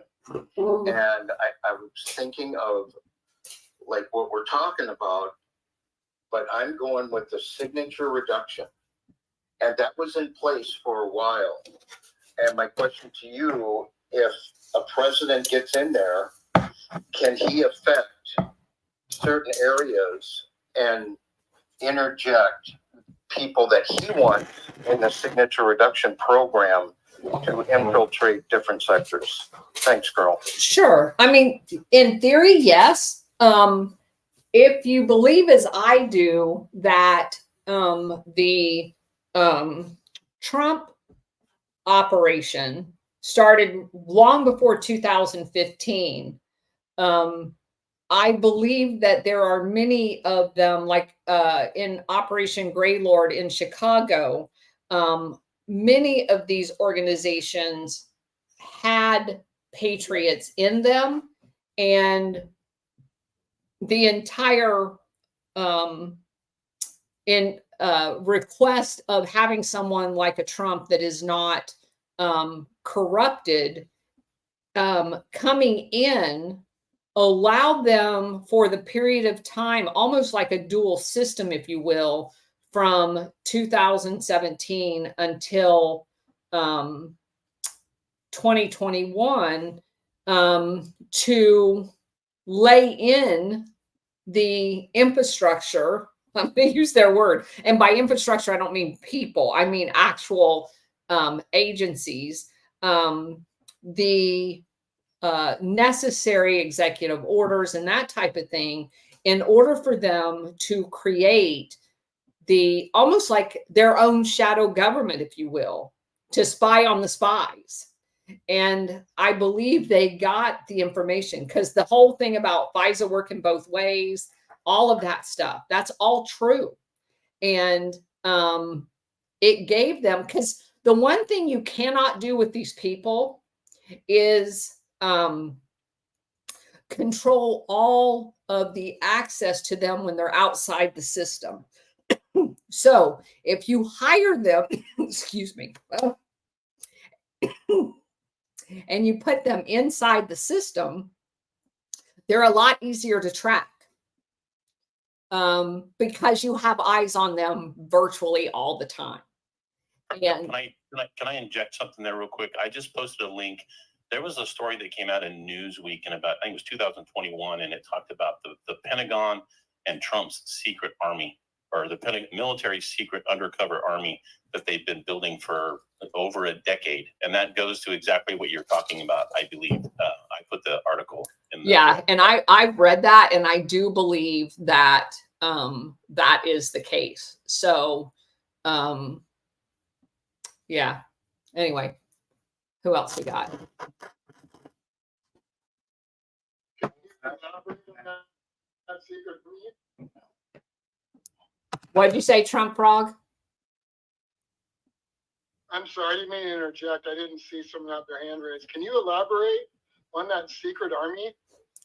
Add some color to what he's referencing, because that's. Well, he put the article, but I just would like some more detail. Yeah, he put the article down in the purple pill. I think just for time, we can talk about it tomorrow. But yeah, it's a very interesting article. Miles, is that your hand? Yes, I just want to interject on talking in spaces and talking to patriots and MAGA, America First. They do their research, but I don't think they understand how the PSYOPs, fifth generation warfare, is working, where certain things had to be left in place because it does work both ways, because it does give protection to people on our side, and they don't realize that. Like the Smith-Monk Act, they're always bitching like, well, he didn't get rid of that. He should have got rid of that, but don't understand it works both ways, just like you're saying with FISA. So we had to leave, certain things in place that, our people don't like, but they don't understand. It gives us protection, just like it was protecting them. Thanks, Colonel. Yeah, sure. And there's definitely and what's interesting to me, and I'm going to say this, and please don't think that I'm knocking this person. I'm not. Everybody has good and bad attributes. I really respect Whitney Webb's ability to do research. She has an uncanny ability to find information. My point with regards to her is that because she has never worked inside a bureaucracy or the government or a military operation, I think the inability to say there could be a second possibility is kind of what limits her. And I would love for somebody who talks to her to ask her if she's ever researched Operation Greylord or the whole operation of taking down the De Nostris gang and mafia in Italy. When you're involved in those operations, no one knows who's the good guy and who's the bad guy. And if that is what's happening, you wouldn't know, we wouldn't know who's the good guys and the bad guys. And I would like somebody to ask a few of these people that do that diehard, otherwise very brilliant people, but are still in the camp that Trump is as bad as everybody else, simply because they cannot see past the possibility that he was doing what he did in order for things to be like they are right now and to have the information necessary to take the entire thing down. So if I was present in Chicago and I happened to work for the DA's office in Chicago, and let's just say I was the lead DA, and somebody came to me and said, hey, I want you, we're running this massive organization. I can't tell you who all the good guys and bad guys are, but if you want to help bring down this corruption, I need you to do these things. And, here's how we're going to do it. All you're ever going to know is your part until the whole thing's over. There's no way, if I was told to be a corrupt DA and to take bribes and all of that other stuff, and I was told that when somebody comes to bribe you, you're not going to know whether it's the good guy or the bad guy. And that's all part of this whole scenario. And so those things actually happen. Those are how these types of things are taken down. And you are working in a role the entire time. And would I know even if it's my best friend, a guy that I've been to college with and has been an attorney, and he may be a prosecutor, and he comes to me and tries to buy me off? Do I know whether he's a good guy? Do I know whether he's working for one side or the other? I don't know, because I'm not read in on all of the rest of the stuff in case I am actually kidnapped and tortured. I can't tell anybody else anything because I don't know anything. So they build these things when they take down major mafia / international syndicates. That's the way they do it. And if you can't ask yourself at the end of the day, is there any possibility that that's a good guy versus bad guy, or bad guy versus good guys? Because what'll happen is even some of the bad guys turn for basically ratting out their buddies, and ends up still acting like a bad guy, but he is not going to be prosecuted because he turned state's evidence. And so I'm very reluctant in any scenario to call out somebody as being a 100% dirtbag when there's any question of whether they may or may not be. I tend to just watch on the sidelines of that, because I did the research into Operation Greylord, and I understand how that works. And I have seen it on the inside as we have tried to capture high value targets on the battlefield, to just the little bit that I knew and was exposed to. And then you watch like a year later in the takedown of something, and you realize the little piece that you knew had to deal with this little thing over here. You can see the aftermath, but you never know while you're in it. And I think everybody would be better served to understand that's the scope, and it's the only way it can be taken down. So that was a long answer. Yeah, I think that's can I piggyback on that? I think you're 1,000% correct. And I think most patriots out there, they don't allow for like the 36-hour rule. They just see something and they immediately react.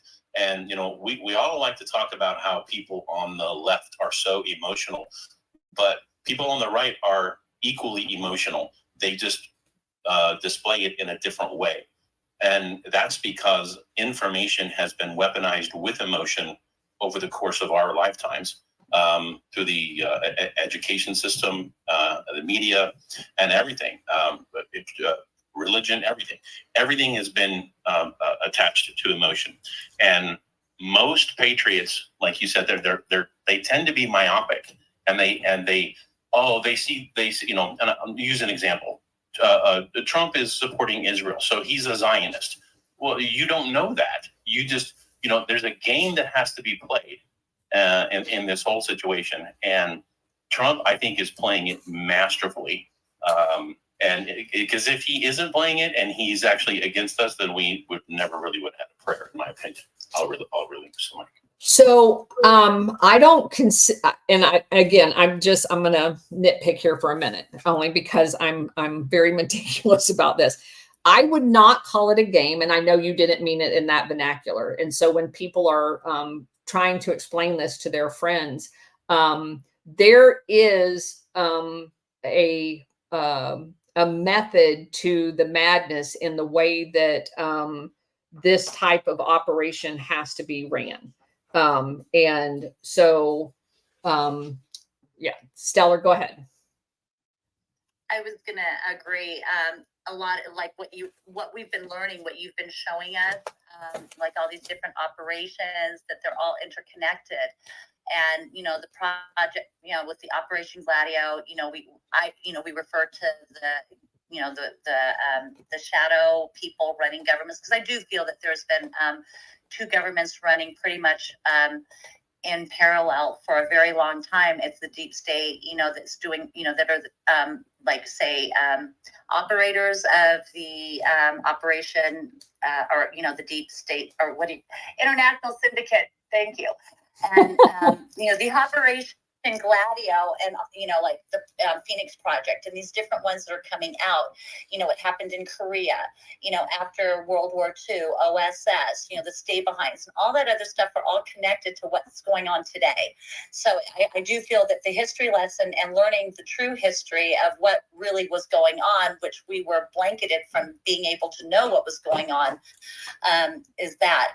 Now, as far as Israel, the government of Israel, just like the government of the United States, there's ones that are bad. They're part of the international syndicate that are the globalists and things like that are trying to enslave the entire world.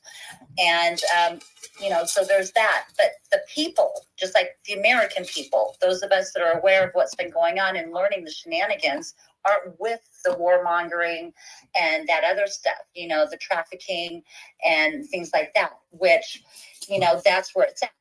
That's how I look at it. So, it's about the people and not the bad ones or the shenanigans that are played to keep us blocked.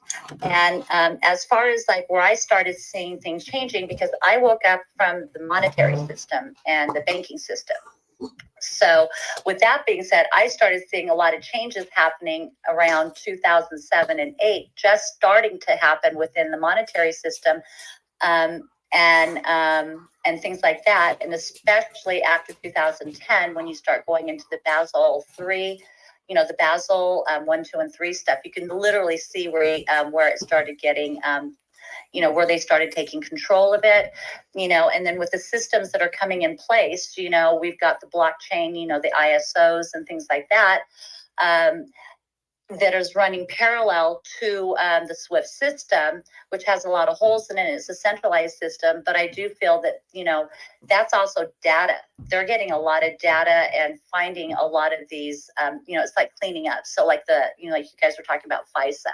In some respects, that's what I see going on there. So yeah, it's a process, but it's getting people to wake up to realize that we are in operations that we never even knew that we were in. We believed that we were actually helping the world, and in actuality, it was just, doing the enslavement by what they do. And now it's happening here in the United States. And, and then the fact that you have been able to put all these different things together for us to see the patterns. So with that being said, I'm going to yield. So thank you. Sure. And I want to say that I think the whole purpose of doing this, to Ron's point of us collectively being programmed to act emotionally to a response, any given response. They've spent lots of money kind of researching this whole realm of pseudoscience to perfection. And I believe the reason why they withhold history from us is so that they can trigger those emotional responses. You cannot have an emotional response if you actually know the details, which again is why they classify things, because they want to keep everything vague, the whole JFK, all of that other crap. So if you know the history and you see the Crocus attack over in Russia, You no longer respond emotionally like, oh my God, people died. You go, oh, that's Operation Gladio. And let's go immediately and look at where the CIA is in Ukraine and what was the avenue that the travelers took. What nationality are they? Yeah, they're Tajikistan. They've got an entire group of people that's been trained that hangs out there that both did terrorist attacks and so you begin to start putting the pieces together on every event. And while you're doing that, you are not responding emotionally. You are providing information to the people who are responding emotionally to settle down. Here's what happened, and here's who actually is responsible. Miles, go ahead. Colonel, you don't realize that you're an ophthalmologist, do you? So if you have your new glasses available to you and you want to find out who Trump really is and what he's doing, and even if you've read it before, you got to read it again with your new glasses on, The Art of the Deal and Sun Tzu. And that will explain how Trump is doing stuff in coordination with the military and intelligence agencies that he has access to. So, yeah, that's a point well taken. Yeah. All right. Thanks, Colonel. Sure. SR 71. Thank you, Colonel, and thank you all for contributing. It's really appreciated and what's going on. But the one thing I want to drive home out of all of this is the Colonel is absolutely right when she talks about labels. And as you can tell, labeling these people Viet Cong was a bad thing to do. So when you see this stuff going on with LBGTIQ plus and this, that, and the other, it's a bad thing to do. In a way, it helps us because we can see through it and see the mistakes they make in all of it. It's the people who consider themselves that, and I can imagine that Viet Cong saying we're labeled Viet Cong, we're laughing in our face. The only difference we got here is the LGBTIQ plus crowd says, oh yeah, that's who I am. And yeah. Well, but even that crowd has began pushing back because they were lied to too, right? They first come up with the the lesbian gay, and then they started adding alphabet letters in the original alphabets, going like, wait a minute, you didn't tell me there was going to be 25. I'm only in here because I wanted to be the 1 and 2. So yeah, I agree with you. Cousin Nick, go ahead. I just have to say, I think it's absolutely hysterical that Maverick is playing with your hands. He was licking all over my arm. Yeah. I can't stop laughing. It's the funniest. It's either that or we're going to have to hear him bark because John went outside to put the chickens up. So.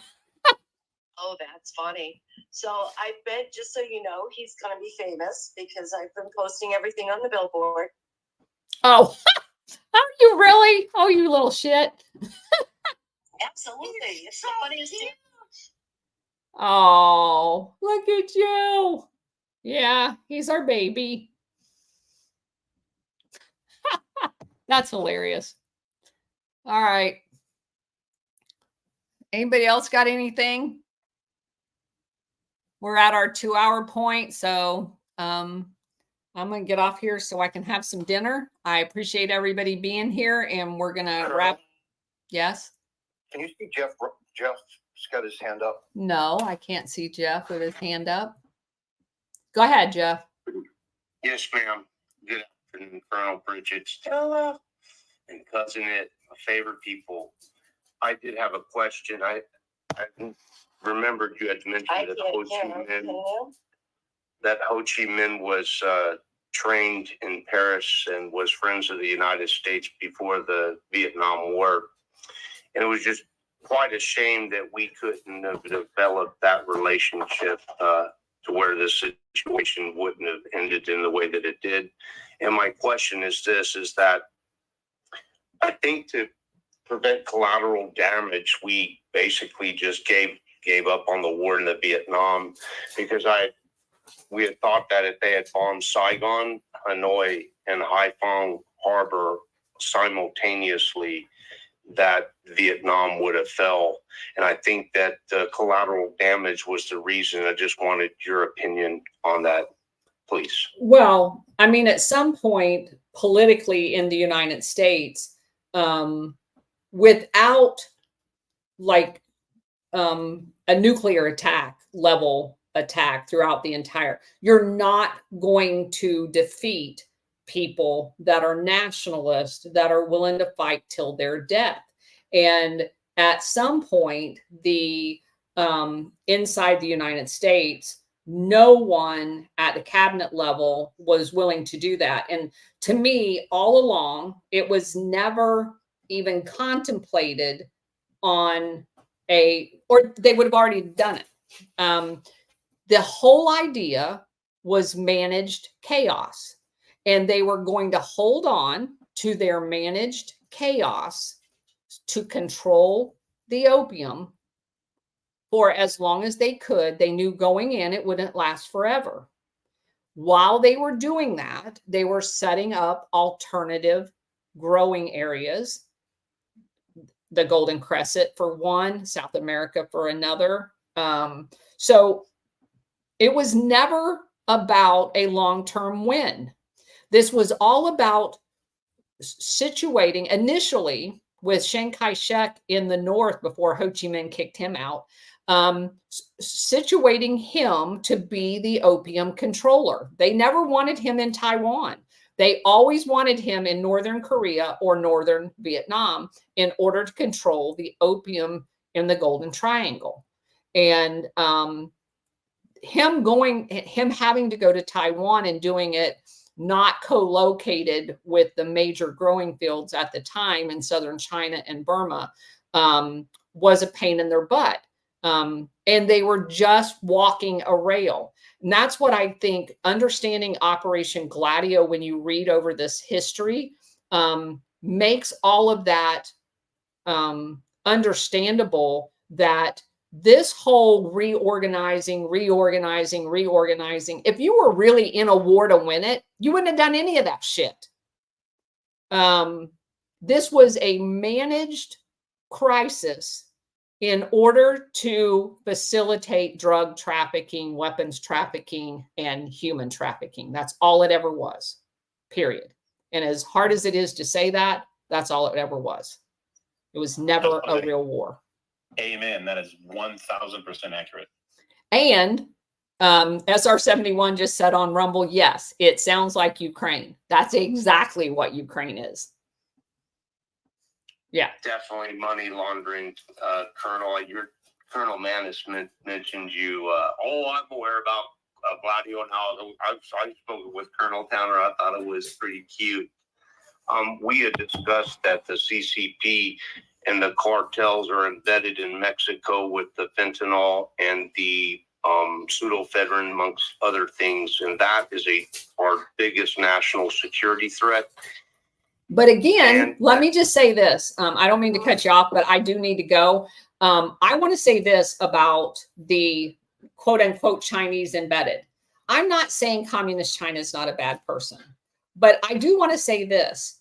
In normal conversation, when people tells you that China has been involved, what I have found in cases like, and I was actually shocked at this one. We were told that Elaine Chao and Mitch McConnell's in-law family were, Chinese ship owners, and they owned this big cargo thing in China. Well, when you look into her, she's actually from Taiwan. She comes from the whole, Chiang Kai-shek corrupt government in Taiwan, not mainland China. And so I don't know that fentanyl came from mainland China. No one's ever showed me any proof of that. What I do know is when I researched Taiwan, that they have over 50 pharmaceutical companies, which is where fentanyl comes from.